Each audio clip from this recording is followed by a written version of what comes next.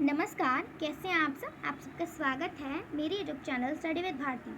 मैं भारती क्लास 8 से और आज मैं आपको कराने जा रही हूँ directorate of education GNCT of Delhi के द्वारा प्रोवाइड की गई worksheet. Subject science worksheet number 7, date 10 अगस्त 2021, क्लास 8 के लिए है। नेम ऑफ स्टूडेंट, यहाँ पे आप अपना नाम लिखेंगे। नेम ऑफ क्लास टीचर, यहाँ पे आप अपनी क्लास टीचर का नाम लिखेंगे। आज का जो हमारा टॉपिक है वो है माइक्रो ऑर्गेनिजम्स, यानी आज हम पढ़ने जा रहे हैं सूक्ष्म जीव के बारे में। ठीक है। Microorganisms play an important role in our life. Some of these are useful microorganisms while some are harmful. Useful microorganisms provide us various products which we can eat like curd, bread and cake. For making curd, we just need to mix a small amount of curd in warm milk. The lactobacillus bacteria in curd multiply and convert milk into curd. Bacteria are also helpful in production of cheese, यानी कि जो micro organism होता है, जो सूक्ष्म जीव होता है, वो हमारे जीवन में उसका जो है एक बहुत ही महत्वपूर्ण, बहुत ही ज़रूरी जो भूमिका निभाता है, वो उसकी भूमिका होती है। और इसमें से जो कुछ सूक्ष्म जीव होते हैं वो कुछ हमारे लिए यूज़फुल होते हैं, यानी कुछ हमारे लाभदायक होते हैं और कुछ हानिकारक होते हैं, यानी हार्मफुल होते हैं। और यूज़फुल यानी लाभदायक जो सूक्ष्म जीव हैं उसमें से कौन कौन से हैं, उसमें वेरियस टाइप यानी बहुत अलग अलग प्रकार के जो हैं उसमें हम बनाते हैं खाना, जैसे कि खाना बनाने में जो है मदद करता है, जैसे कि कर्ड हो गया, ब्रेड हो गया, केक हो गया। ठीक है।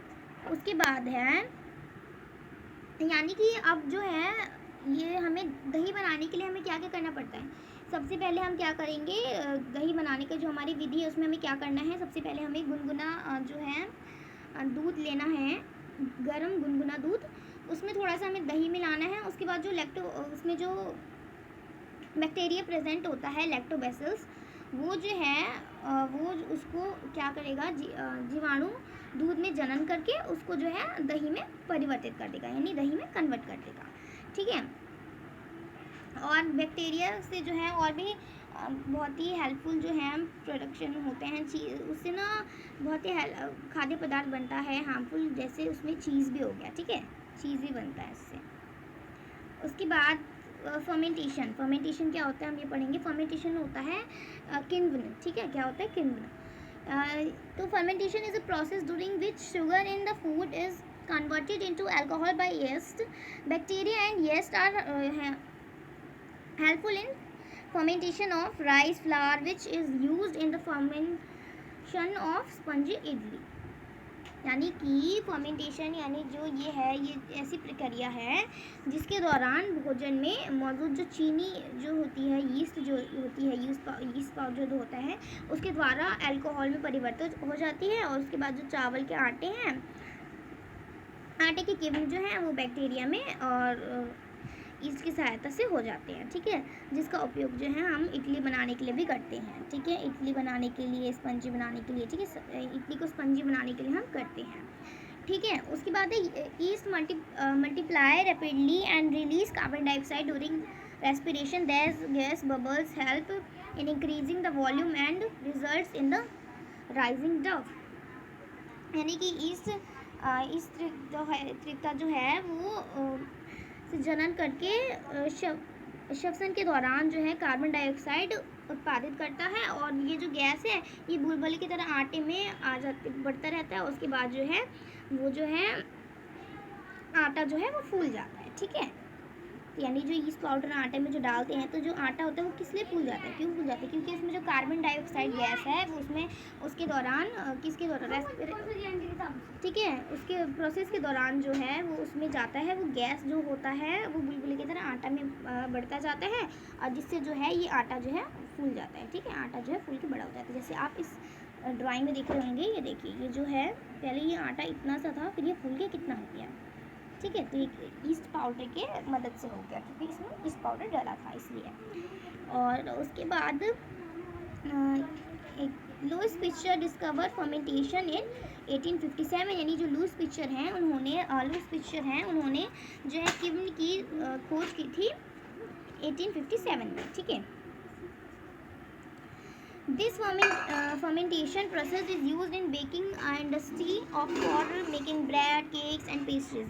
This is also used in production of alcohol. यानी ये जो कीमत बनाने की जो प्रक्रिया है वो जो है किस कौन कौन सी चीज़ बनाने में मदद करता है, ब्रेड बनाने में, केक बनाने में, पेस्ट्री बनाने में ये जो है ये मदद करता है, उपयोगी होता है।